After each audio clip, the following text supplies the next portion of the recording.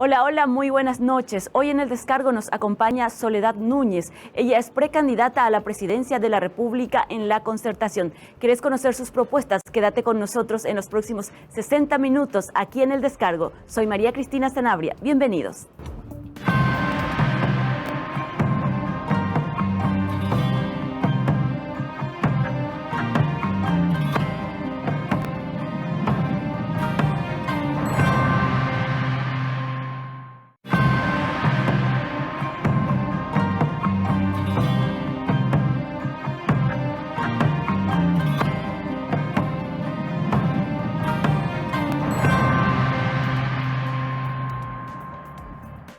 ¿Quién es Soledad Núñez? Muchos la conocimos porque fue ministra de Urbanismo o también lideraba campañas de techo cuando construían casas para las personas en extrema pobreza.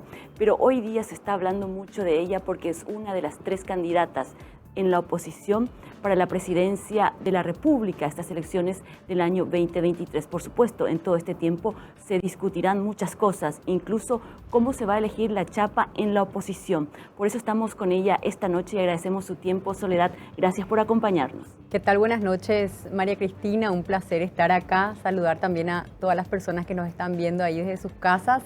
Y contenta de poder conversar sobre un tema que es demasiado importante para el futuro del Paraguay, las elecciones.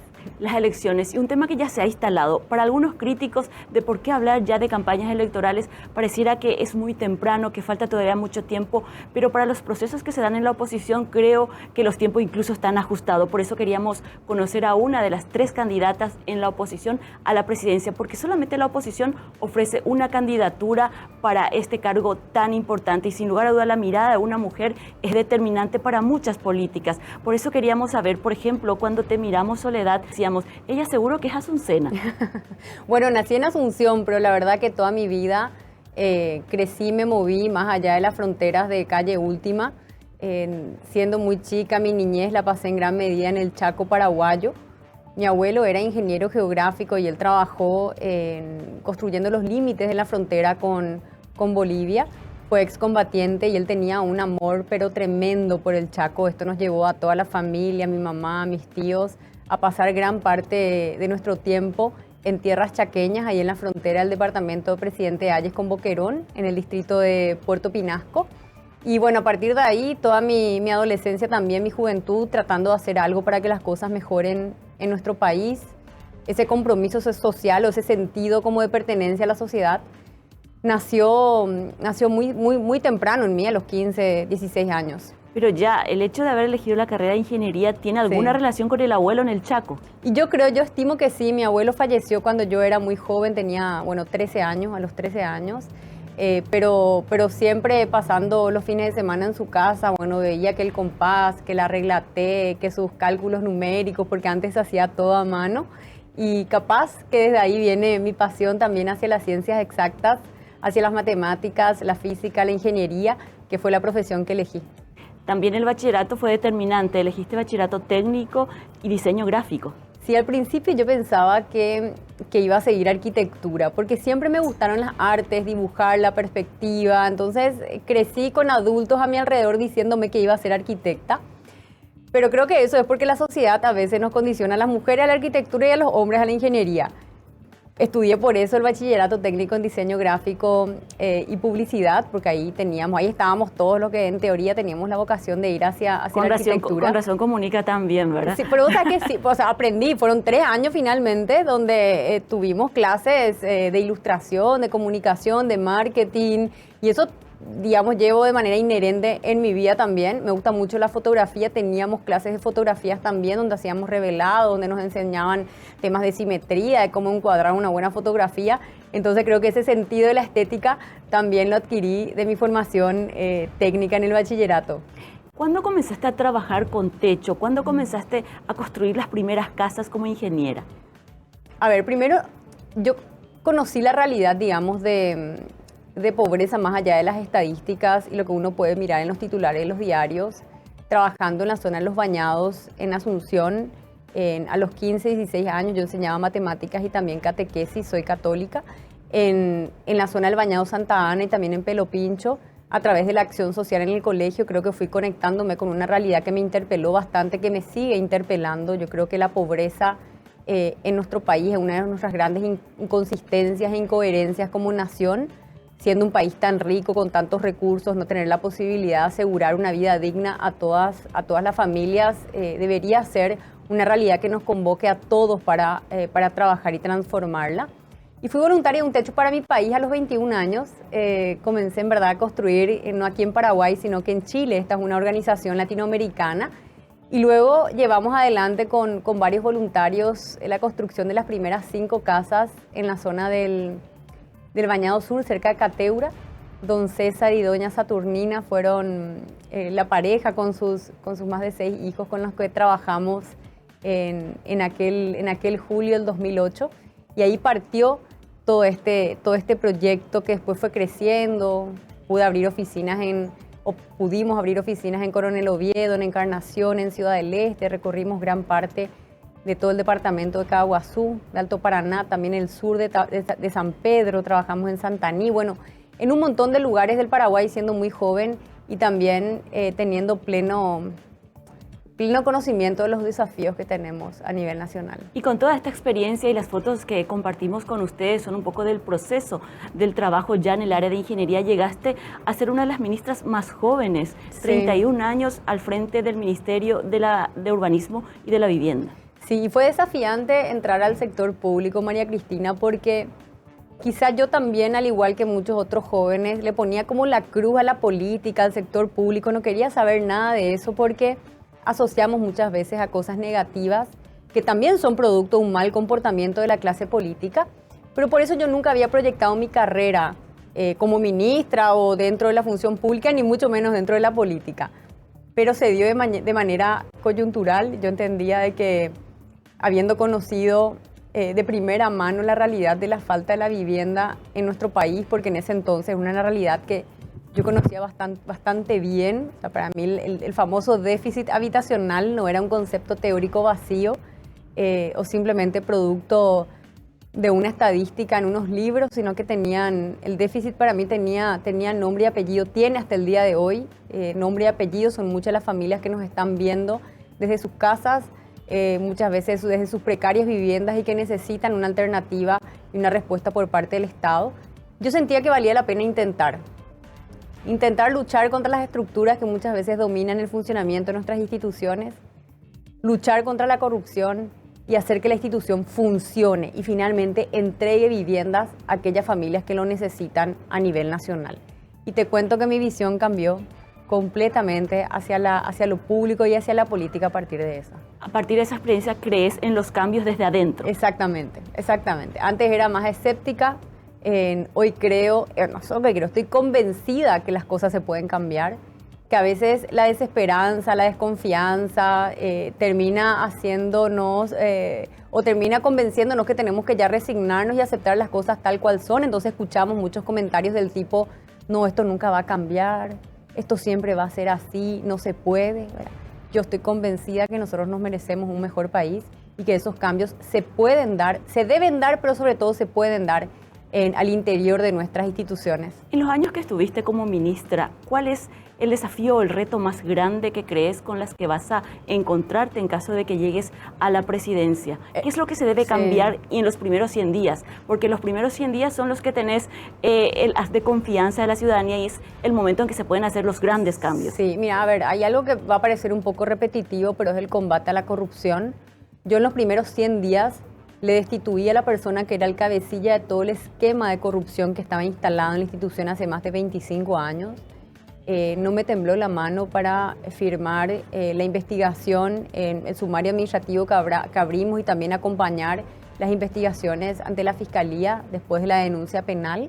Esa fue una señal muy importante, María Cristina, cuando yo tomo esa decisión, comenzamos a arremeter contra todo lo que estaba ahí mal funcionando en la institución, como que el resto de los funcionarios también se dio cuenta. Entendió el mensaje, que había un interés real, que yo no venía para hacer más de lo mismo, que yo no venía a ser una cómplice del sistema y que no tenía miedo a enfrentarme a ninguna de las estructuras que estaban, ¿verdad? Como tampoco lo tengo ahora. Entonces yo creo de que ese va a ser un desafío enorme.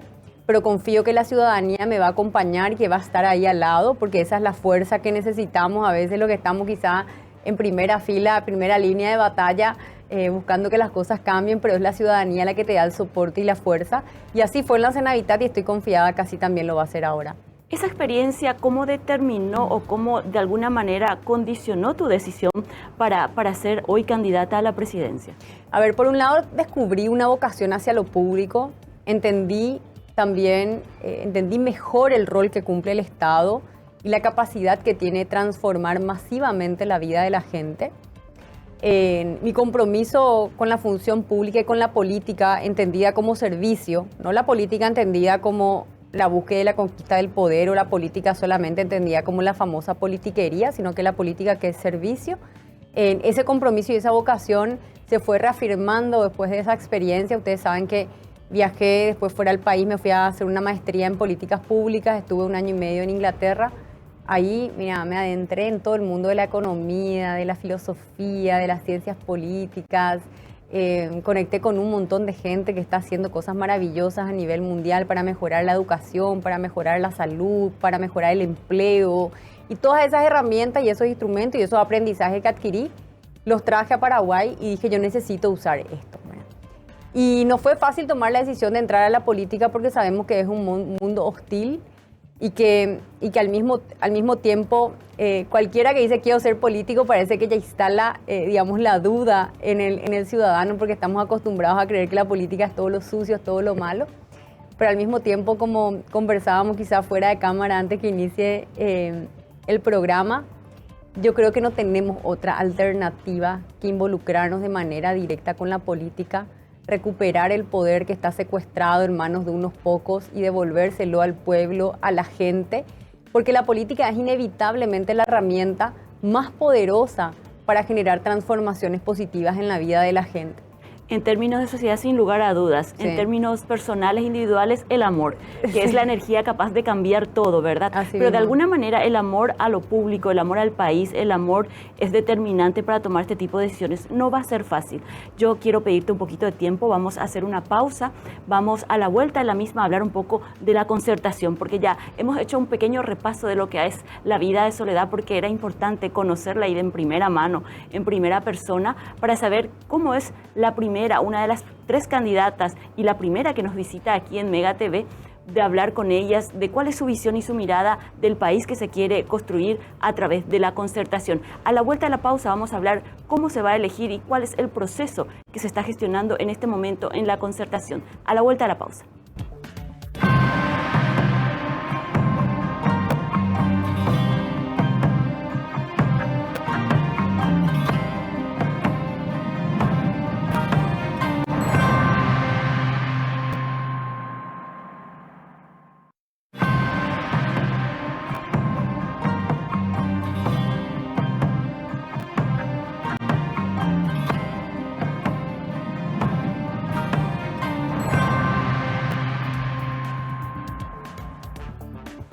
Les agradecemos por estar allí. Estamos aquí en el descargo de compañía de Soledad Núñez, quien nos acompaña gratamente y la estamos conociendo. En primer lugar, ya sabemos que no es citadina, ha conocido prácticamente todo el país, sí. Y bueno, ahora quisiéramos saber cuál es el papel de la concertación. Hay muchas personas que no entendemos del todo cómo se está conformando. Hay personas que van al costado de la concertación, Sí. detrás, enfrente, pero todos hacen parte de la oposición. Exactamente, es súper importante, María Cristina, hacer esta suerte de pedagogía también para que la gente, para que todos entendamos mejor cómo funciona la concertación. La concertación es como un gran partido de partidos que estamos creando entre distintos movimientos y partidos políticos, donde internamente las distintas candidaturas van a ir a competir, que sería una suerte, una primera vuelta, como en Paraguay no tenemos una primera y segunda vuelta como otros sistemas electorales de la región. La concertación nos permite como escenario de disputa electoral que personas como yo, que vengo de un movimiento independiente, porque yo presento mi candidatura dentro de la concertación, pero por un movimiento independiente, podamos ir a competir contra los candidatos del Partido Liberal, contra los candidatos de otros partidos, en una gran interna que sería el 18 de diciembre. Esa sería la interna de la oposición. Exactamente, es como la interna de la oposición. Yo voy a estar presentando mi candidatura, pidiéndole a la gente su voto de confianza, que me acompañe. Yo creo que necesitamos una gran renovación política a nivel nacional, por eso es que estamos formando esta coalición de movimientos independientes, estamos presentando una candidatura sin ningún tipo de vínculos o dependencia de ningún poder fáctico, incluso estructuras partidarias, porque creemos que aquí tenemos que venir a revolucionar absolutamente todo para que las cosas mejoren. Y el sistema de elección es ahora la gran discusión. Por un lado hablan de encuestas y por otro lado he leído que en uno de tus posteos que estás de acuerdo con un voto, que hay una gran diferencia entre la intención de votos, que es lo que registra un sondeo o una encuesta, que el voto depositado. Exacto, hay un gran acuerdo entre prácticamente todos los actores de la concertación, que la chapa presidente y vicepresidente se estaría definiendo a través de una interna electoral que sería el 18 de diciembre. En esa interna podrán votar todos, incluyendo los que no están afiliados a ningún partido, a ningún movimiento. Se utilizaría el registro cívico permanente como el padrón para que todos puedan ir a elegir, ¿verdad? Incluso los colorados. Incluso los colorados. Si hay un colorado que siente que lo que le ofrece su partido no es lo mejor, que tenga la posibilidad como un ciudadano con compromiso social, con una apertura también política, ir y elegir en la concertación. Pero dentro mismo de la concertación hay movimientos independientes que creen que con este sistema de elección el Partido Liberal tendría alguna ventaja por la estructura que tiene. Lo que pasa es que claro que existe una condición de asimetría, María Cristina, ¿verdad? Pero no tenemos que tener miedo a ir a competir. O sea, si no podemos ganarle a esa estructura en diciembre, mucho menos vamos a pretender poder ganar en abril. Entonces yo creo que ese ejercicio casi que muscular de nuestro sistema político y nuestra democracia es fundamental. O sea, los problemas de la democracia los vamos a mejorar con más democracia, no con menos democracia. ¿Existe una curva de aprendizaje? Seguro que sí. ¿El sistema puede ser perfectible? Claro que puede ser perfectible, pero hoy es el escenario que tenemos. Entonces, yo al menos estoy comprometida con hacer todos los esfuerzos para compartir y contarle a la gente de qué se trata la concertación, para poder entusiasmar a las personas que nos están viendo, a las personas que me siguen y que puedan participar de esa gran concertación. La participación democrática es lo que va a ir dando mayor legitimidad a nuestro sistema y ese es el gran desafío que tenemos hoy acá con miras también a las elecciones 2023. Entonces, muchas de estas candidaturas también se van a ir decantando, María Cristina, ¿verdad? Que es normal y es natural. En agosto es la fecha oficial para inscribir candidaturas. Entonces, seguramente algunos de estos candidatos tendrán sus números y van a decir, bueno, yo me voy al Senado o no, yo busco la vicepresidencia, etcétera.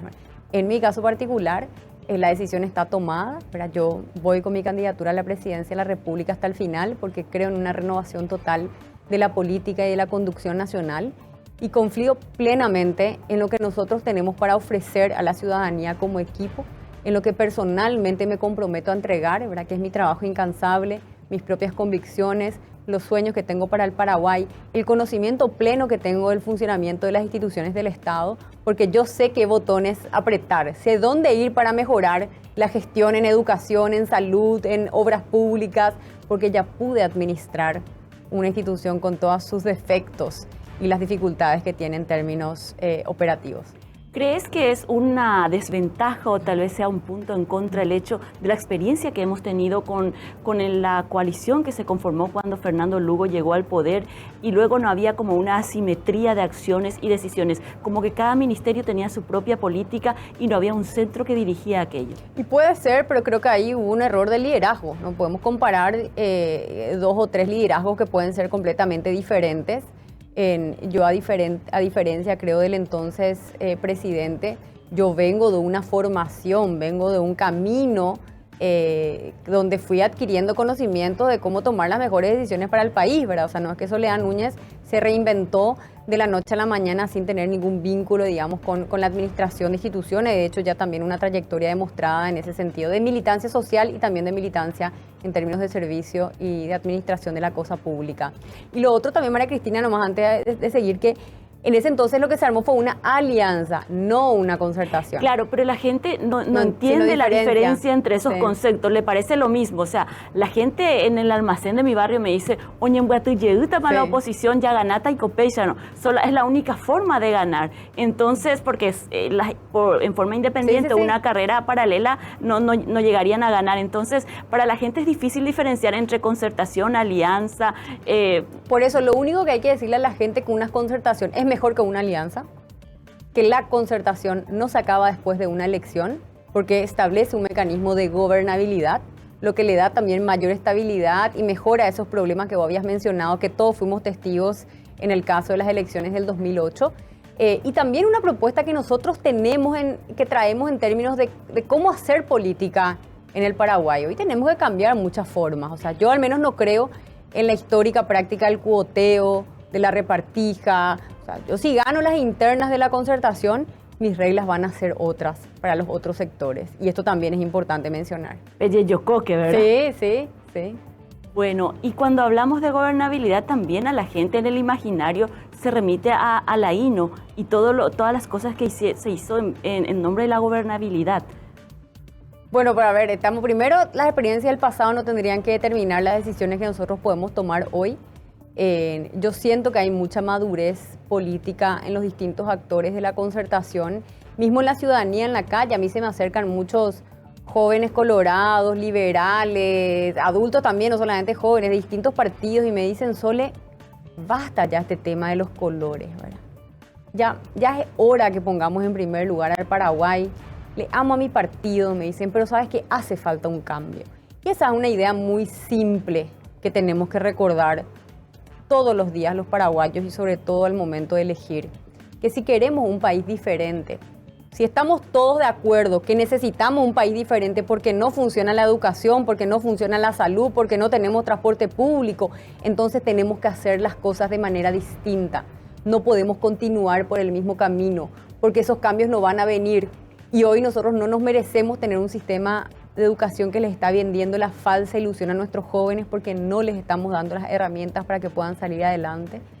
O un sistema de salud que no tiene medicamentos en los hospitales, en los centros de salud, en las unidades de salud familiar, o no existe cama. O si uno necesita una cama o una ambulancia, ¿qué tiene que hacer? Pegar el teléfono y llamarle al político de la zona.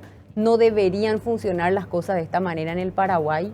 Y tenemos que hacer notar y poner los puntos sobre las IES, ¿verdad? Y exigir también que eso cambie. Y eso lo vamos a lograr con un involucramiento directo. Estas reflexiones que compartís con nosotros es un rotundo no al modelo actual y al modelo que venimos repitiendo. Es un no a la propuesta del Partido Colorado, de los dos movimientos en este momento, a sus dos candidatos. Es que le hace mucho daño esa forma de hacer política, María Cristina. Nos hace mucho daño como país. Eso tenemos que entender, más allá del fanatismo, del amor, del cariño que le podamos tener a nuestro partido o a nuestros colores. El costo de desentendernos, además de la política, es muy alto para una sociedad.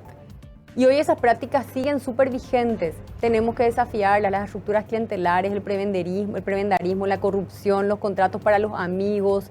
Son sistemas que hasta para algunos les puede llegar a parecer beneficioso en el corto plazo, pero créanme, a todos nos hace mucho daño. Y el dolor y el sufrimiento del pueblo paraguayo no puede ser tomado como si fuese que es una cuestión insignificante.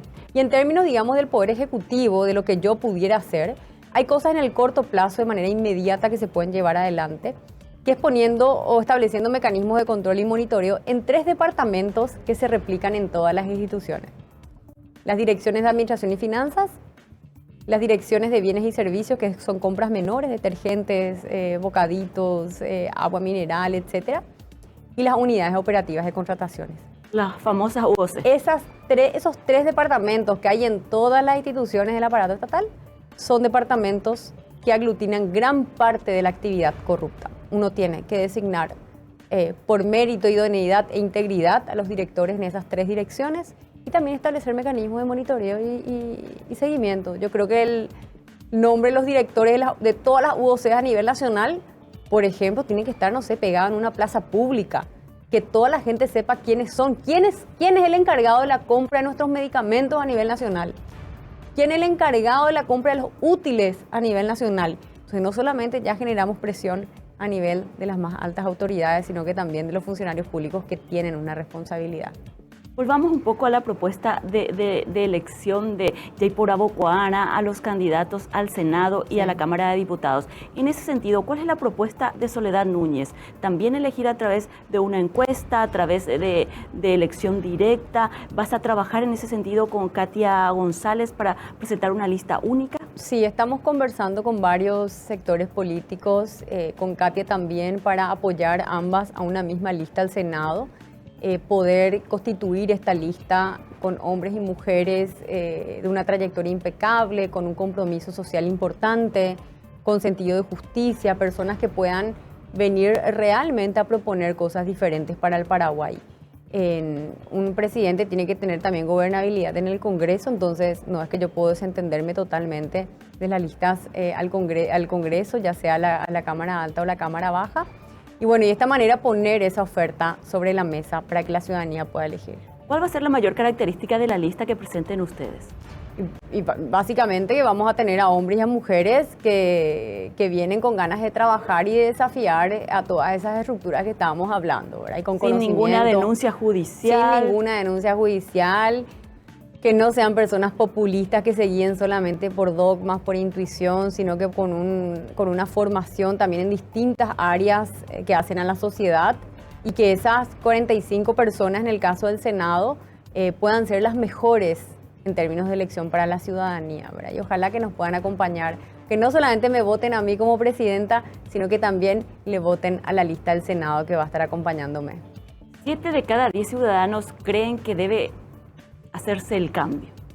Esta es una base que les ha permitido a ustedes proyectar esta candidatura, incluso como Concertación. ¿Tienen algunas proyecciones ya de cuál es la intención de votos que hay en este momento, antes de entrar en el sistema de elección que va a tener la Concertación? Sí, es súper favorable. En mi caso personal, en los números que nosotros tenemos, vemos de que soy la candidatura, o sea, la candidata que más crece en términos de aceptación de la ciudadanía. Eso nos muestra unos números súper favorables. También vemos que el padrón va a estar compuesto principalmente por la juventud. Soy la candidata más joven, pero 2.500.000 electores van a ser más jóvenes que yo. Fíjate que Marito, o sea, el presidente actual, ganó con 1.200.000 votos. Si la juventud sale a votar y a elegir en estas elecciones, la juventud puede determinar el futuro de la nación. El gran desafío es el de entusiasmar a esos jóvenes que a veces ya no creen en nada, que ya no creen en nadie, y que yo no les culpo. Siempre digo eso, yo no le culpo a la gente cuando me dice no te creo, porque claro, venimos de una historia de políticos que nos han defraudado históricamente. Entonces contra esos paradigmas también luchamos, que es tratar de cambiar la manera en la cual la gente ve y mira a la política, y también poder recuperar esa credibilidad. 2,5 millones de jóvenes van a decidir no el futuro, ni su futuro y su presente en estas elecciones. Exactamente. Yo siempre le digo a la gente, las generaciones futuras nos van a juzgar por las elecciones que estamos tomando hoy. Todos los que tenemos la posibilidad de elegir en el 2023, nos van a consultar qué elegimos, ¿verdad? Nuestros hijos, nuestros nietos, a ver, ustedes que estaban vivos en el 2023, ¿qué eligieron? Y tenemos que poder tener la capacidad de responder con solvencia y con determinación, que elegimos dar un giro a nuestro país, comenzar a escribir un nuevo capítulo en nuestra historia con una primera mujer presidente de la nación, ¿verdad? Augusto Roabasto decía que la verdadera democracia en el Paraguay va a empezar cuando una mujer esté sentada en el sillón de los López, y sin ningún interés de hacer una distinción ni chistes entre hombres y mujeres, porque en verdad que somos igualmente capaces todos para poder tomar las decisiones que querramos tomar y liderar en nuestro país. Pero ojalá que eso ya se dé en el 2023. Es hora que las mujeres también demostremos nuestras capacidades y podamos definir el rumbo de nuestra nación. Soledad, la producción me pide otra breve pausa. A la vuelta queremos saber qué va a hacer con educación, qué va a hacer con las personas enfermas del cáncer, que siempre hacen manifestaciones por falta de medicamentos. Otro tema que lo hemos abordado aquí en el descargo, la sostenibilidad de las cajas de jubilaciones. Todas están en problemas y solamente tiene 100 días para hacer los grandes cambios. A la vuelta a la pausa le vamos a preguntar qué va a hacer sobre estos grandes temas que abordamos justamente esta semana en el descargo. A la vuelta a la pausa.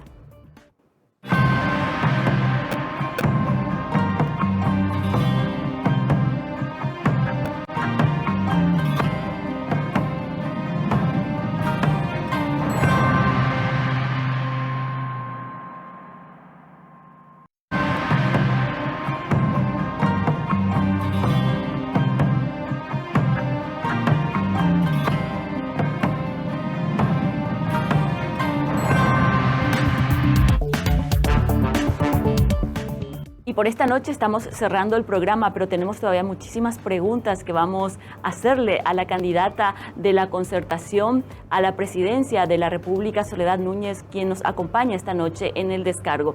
Soledad Núñez, uno de los símbolos del trabajo que hiciste en el Ministerio de la Vivienda fue el barrio San Francisco. Recuerdo que se entregó a cada familia con una historia detrás de cada uno, dejando su casa en la Chacarita, en los humedales y mudándose incluso algunos en departamentos y en el caso de las personas mayores en casas, en viviendas unitarias, unifamiliares.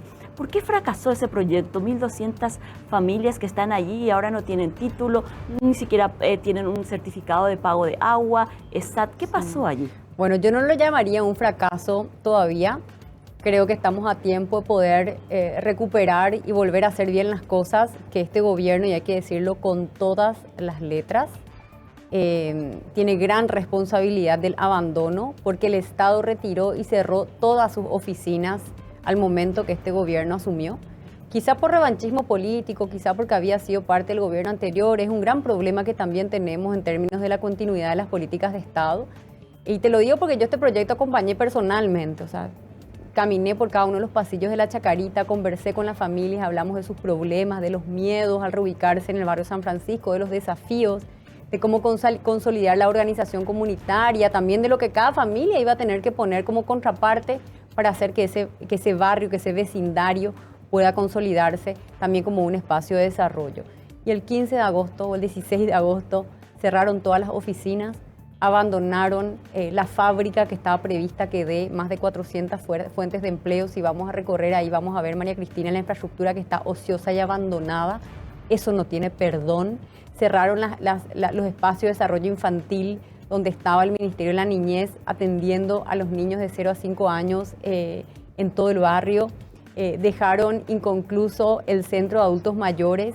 Dejaron de atender desde el Ministerio de Desarrollo Social, después comenzó tímidamente a reactivarse, pero honestamente hoy yo no veo ni un liderazgo claro desde el gobierno para poder apuntalar el desarrollo social en el barrio. O sea, nadie sabe qué hacer, ¿verdad? Eso vamos a recuperar en el 2023, por eso te digo, no hablemos todavía de fracaso porque estamos a poco tiempo de abril del 2023 y ahí podemos dar un giro total y comenzar a trabajar en un proceso que ayude a reducir las condiciones de pobreza en el barrio. La pobreza es un fenómeno multidimensional. Si ustedes revisan mis grabaciones, mis intervenciones en prensa, van a escuchar que yo con mucha firmeza decía que la vivienda, que las paredes sólidas, que los espacios públicos, que la infraestructura genera un cambio, pero que no es suficiente, y que la clave y el éxito lo va a determinar el desarrollo del plan social, desarrollo que este gobierno abandonó. Entonces, ¿habría más barrios San Francisco? Podrían haber más proyectos de reubicación. Miren, o sea, yo a veces contamos solamente las historias, digamos que no son positivas del barrio, pero yo que suelo estar por ahí, ahora le debo hace 3 meses una visita a la familia, a los vecinos y las vecinas. Hay muchas historias también de superación. Hay muchas familias que nos dicen, si no fuese por el gobierno, en este momento yo estaría sufriendo los efectos de una lluvia, de una tormenta, con mis hijos con los pies sobre el barro. Hay un cambio que se dio, tenemos que ser también capaces de entender eso, pero por sobre todo analizar cuáles son las oportunidades de mejora en términos de diseño y de planificación, y también reclamar y exigir a las autoridades actuales que no han sabido llevar los programas sociales que eran claves para la sostenibilidad del barrio. En este momento en la Cámara de Diputados se discute la posibilidad de generar un proyecto de ley o una ley, sancionar una ley para las ollas populares que quedaron desabastecidas después de que se haya dado finalizada la pandemia en términos de emergencia médica y económica. ¿Cuál es tu posición al respecto de estas ollas populares que se instalaron en los bañados y en casi todo el país durante la pandemia? Sí, fue un fenómeno social que estuvo muy presente en el momento de la cuarentena más estricta. Yo personalmente acompañé a muchas de estas ollas populares en el departamento central, también en Asunción, con Techo, con otras organizaciones de la sociedad civil. Hicimos también un diagnóstico a nivel nacional, identificamos cuántas ollas populares estaban, con la pastoral social también, cómo hacer para poder llevar los insumos y que estas ollas se constituyan en el espacio para evitar que el hambre aumente y se apodere la realidad de muchas familias. Yo creo que estamos en un contexto económico y social bastante preocupante y crítico, María Cristina. La crisis económica se está sintiendo en los bolsillos de las familias paraguayas. Coincidentemente, cuando estaba camino para acá, una dirigente que es de un asentamiento de Limpio que se llama El Bosque me estaba mandando un audio y me dice: Sole, el hambre está aumentando en mi barrio. Ahora ya no alcanza más el dinero para comprar lo que antes comprábamos cuando nos vamos al supermercado. Estoy haciendo lo imposible para poder darle una galleta a mi vecina, a mi vecino que viene a pedirme. ¿Cómo podemos hacer para reactivar las ollas populares? Ese fue, te voy a hacer escuchar después fuera de aire el mensaje que me mandó, porque terminan siendo las ollas populares ese espacio para que algo que es una necesidad humana básica, estamos hablando de la alimentación, pueda ser garantizada, sobre todo a las poblaciones más vulnerables, que son los niños, los adolescentes, los adultos mayores, ¿verdad?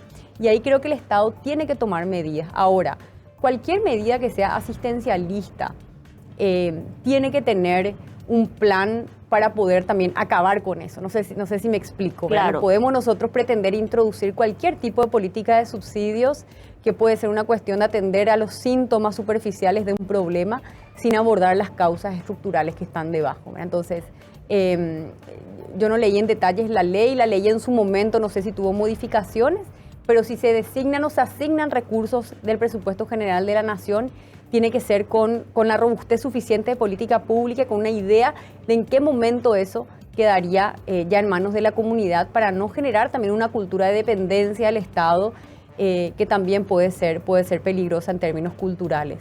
Cuando esta semana hablábamos con los jubilados, pasando a otro tema, con los jubilados y pensionados de todas las cajas fiscales, nos surgió una gran preocupación, porque si IPS, cuando habla de que en el 2040 ya podrían tocar fondo, la caja fiscal actualmente ya está en un 70% financiado por el tributo.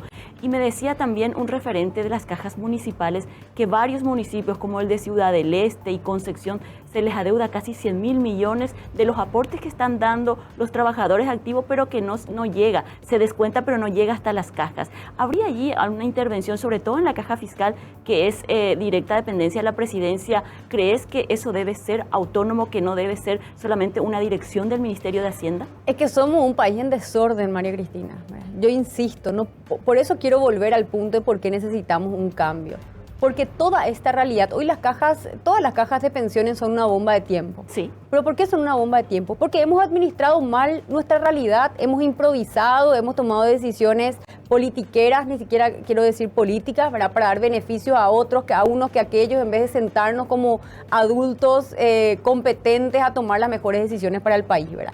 Y hoy tenemos que pensar cómo le damos independencia a todo el sistema, digamos, de jubilaciones, para poder garantizar que nadie se quede sin su jubilación en el Paraguay. Porque el problema es que esto estalle y que terminemos comprometiendo también a las generaciones que vienen detrás. Ese va a ser un trabajo arduo que vamos a tener todos que tener la madurez suficiente para sentarnos a conversar y ver cómo encontramos el camino de solución, de tal manera que el daño sea el menor posible, ¿verdad? Porque seguir por este camino es inviable, es insostenible. Un tema también que nos quedó ahí picando y decíamos, ¿qué va a pasar? Posiblemente en este gobierno ya no tenga soluciones, pero las escuelas públicas, 1.500.000 alumnos, solo tienen 300 psicólogos al servicio público de la educación. ¿Qué podemos hacer en ese sentido? Los sindicatos están pidiendo que se les devuelva el rubro a los maestros jubilados, a los orientadores, porque una profesora de matemática no se puede encargar de la orientación psicológica, la contención de los chicos. Es decir, las escuelas están como abandonadas en términos de contención. Sí, las escuelas, social, al igual que todas nuestras instituciones, María Cristina, acá hay que dar un golpe de timón bien fuerte y poder instalar la excelencia y el trabajo, digamos, con todas las letras como una manera de hacer, y la calidad como una manera de hacer las cosas, tanto en educación, en salud, en infraestructura, vivienda, espacios públicos, lo que fuera, ¿no? La salud mental más que nunca es un tema fundamental, sobre todo a nivel educativo. Yo creo que hay que destinar más presupuesto para asegurar que en todas las escuelas, los colegios, existan psicólogos, psicopedagogos, que se tenga todo el acompañamiento a los chicos, no solamente en el conocimiento tecnocientífico, digamos, sino que en contención, sobre todo en términos psicológicos, porque eso también es acompañar el crecimiento de nuestras futuras generaciones. El Ministerio de Educación necesita una reforma importantísima en términos también operativos. Hoy tenemos a un ministro que está más ocupado en que lleguen los kits escolares o que se construyan las escuelas o las bibliotecas o los baños y no está 100% ocupado en que la calidad de la educación se pueda garantizar en cada aula. Hay que reordenar el funcionamiento del MEC, ¿verdad? Todo lo que sea operativo, logístico, transporte, etcétera, tiene que estar en manos de una institucionalidad y al ministro hay que pedirle que se ocupe únicamente de estos temas, ¿verdad? De ver cuántos psicólogos hay en las escuelas, de todo el proceso de reemplazo de los 40.000 docentes que van a jubilarse en los próximos años, en cómo mejorar la calidad de nuestros institutos de formación docentes, de tal manera que también el docente en aula tenga las herramientas para poder asegurar el aprendizaje de sus niños y no solamente repetir un libreto y a veces sin mucho sentido. Los niños tienen que estar preparados para hacer frente al mercado laboral que se viene en el futuro. Las cosas están cambiando y el Estado tiene la responsabilidad de acercarle esas herramientas a nuestros niños, adolescentes y a nuestros jóvenes y no entregarles el título como pasa hoy, vendiéndoles una falsa ilusión de un aprendizaje que en verdad no se dio, porque eso pasa en el Paraguay. ¿Cómo nos interpela estas reflexiones, sobre todo si tenemos a niños, a nuestros hijos en las escuelas públicas? Hay muchas familias que pagan casi todo su salario para tenerlo a sus hijos en una escuela privada, porque la inversión realmente, esto no hay tiempo para volver a hacerlo mañana o pasado, es ahora. Sí, y hay escuelas públicas que son muy buenas, pero son la excepción, no son la regla. Hace poco estaba ayudando a una joven del sur del departamento de San Pedro, que quería ingresar a la universidad y al momento que la fuimos acompañando para inscribirse al cursillo en la Facultad de Arquitectura, nos dimos cuenta que ella nunca había dado física en su vida. O sea, ella terminó el primero, segundo, tercero de la media, pero el profesor de física lo habían echado o había salido y el MEC nunca lo reemplazó. Esa joven estaba en desventaja a la hora de querer competir o acceder a la educación terciaria, porque el sistema público no le ofreció las oportunidades. No es porque ella no quería estudiar o porque no tenía intenciones de prepararse, es porque no le hemos como país facilitado las condiciones para que ella pueda hacer lo que quiere ser como profesional, para seguir su propio camino. Y eso yo creo que es un escándalo, un gran escándalo ético a nivel nacional. Y esta transformación educativa de la que tanto se habla y que es como la segunda reforma educativa que se quiere hacer, ¿lo has leído? ¿Te comunica algo? Sí, hay muchos temas que son importantes. Es un gran abanico de reformas que son muchas. Acá podemos quedarnos horas para hablar de todos los temas que tienen que ser abordados en términos de calidad y en términos de cobertura, porque también en términos de cobertura, si pensamos, por ejemplo, en la educación inicial, en Paraguay todavía no tenemos 100% de la cobertura del preescolar, siendo que está demostrado que un niño que va a preescolar presenta un desarrollo cognitivo superior en comparación a un niño que no fue a preescolar, medido en sexto grado o en séptimo grado. Entonces, ¿por qué no estamos garantizando todavía la cobertura de preescolar? ¿Verdad? Es porque tenemos una incapacidad de llevar adelante un sistema educativo hecho y derecho en el Paraguay. Muchos desafíos para la próxima presidenta, si es que llegas a ganar las elecciones internas de la oposición. Así mismo, María Cristina, muchos desafíos, pero estamos confiados, estoy confiada de que esos desafíos los vamos a poder abordar en el corto plazo. Ese también es un mito que tenemos que erradicar, pensar que 5 años no son suficientes para ver cambios sustanciales. Cierto, pero sí para iniciarlos. Pueden no ser suficientes para cambiar todo, pero son suficientes para ver un impacto directo en toda una generación, ¿verdad? Los chicos que están ahora en primer grado, hasta quinto grado, si nos ponemos las pilas, si tomamos buenas decisiones con voluntad política, sin miedo a las estructuras a las que nos vamos a enfrentar, vamos a poder elevar las condiciones de vida, mejorar la calidad de vida de la gente que hoy en día está pasando por un mal momento y hay que decirlo, por culpa de la política. Soledad, teniendo en cuenta las afirmaciones que compartiste con nosotros, que tu experiencia en el Ministerio de la Vivienda fue prácticamente determinante para amar la administración pública y tomar la decisión de ser candidata a presidenta, nosotros podríamos concluir que gracias a la elección que hizo el presidente Horacio Cartes como ministra cuando te eligió, que ahora podemos tener la próxima presidenta, tal vez la primera mujer en Paraguay. No sé si fue lo determinante, porque creo de que mi militancia social y mi conexión con los problemas sociales claramente siempre me inclinaron hacia la política. Eso es lo que yo termino dándome cuenta hoy, que si bien nunca hice política electoral ni política digamos, partidaria, toda mi vida hice política. La verdad que mi naturaleza propia es la política. Desde los 15, 16 años, buscando servir a las comunidades más vulnerables de nuestro país. Desde la ingeniería fui entrenada por ingenieros para resolver problemas. Yo ese entrenamiento quiero traer y poner también a disposición de la ciudadanía. Desde Techo, dirigiendo una organización de jóvenes a nivel nacional, me vinculé mucho con los municipios, comencé a entender cómo incidir en políticas públicas. Luego pude administrar una institución del Estado que me dio la amplitud en términos de conocimiento, cómo cambiar las cosas, cómo generar las grandes reformas desde adentro. Y luego la maestría que hice en la Universidad de Oxford, que fue una de las detonantes, en verdad en Inglaterra, ahí tuve muy buenos mentores, con la decana de la Escuela de Gobierno y con muchos profesores. Conversé bastante acerca de si tenía que entrar o no a la política. Ellos fueron en gran parte quienes también me dieron el empujón. Y al volver a Paraguay, las millones de voces en todo el territorio nacional, cuando viajo a Concepción, a Itapuaca, a Zapá, a Guairá, en cada rincón del Paraguay, me encuentro con gente que me dice: Sole, ¿por qué no te candidatás? ¿Por qué no te vas para adelante? Estamos contigo, ¿verdad? Entonces mi candidatura es en gran medida el fruto de todas esas intenciones, de todas esas fuerzas que existen en nuestro país, de todo ese capital social, de todas esas esperanzas. Y puedo yo ser el rostro y la voz, pero yo sé que represento a mucha gente que quiere el cambio en el Paraguay y que quiere construir una mejor realidad. Yo quisiera compartir una infidencia. Sí. Recuerdo el día de la inauguración de San Francisco. Soledad era ministra del Ambiente y cuando se trató de alguna manera de politizar ese acto, porque llegaba Santiago Peña, que ya era precandidato o candidato por el Partido Colorado para las internas, casi abandonaste el acto y todos los periodistas nos dimos cuenta que eso... Sí. Me enojé porque en verdad para mí lo público es lo sagrado. Yo no estoy de acuerdo. Está pasando ahora también en este gobierno, ¿verdad? ¿Ahí comenzaste a enojarte con Santiago o ahora nomás? Claro, no, yo creo que en ese momento yo ya tuve posturas muy claras porque siendo ministra yo no hice campaña política. Eso enojó a muchos sectores, pero para mí las cosas estaban muy claras. Para mí la administración de los recursos públicos es algo sagrado. Imagínate, María Cristina, de que todo lo que yo podía hacer como ministra es porque hay un montón de paraguayos pagando sus impuestos.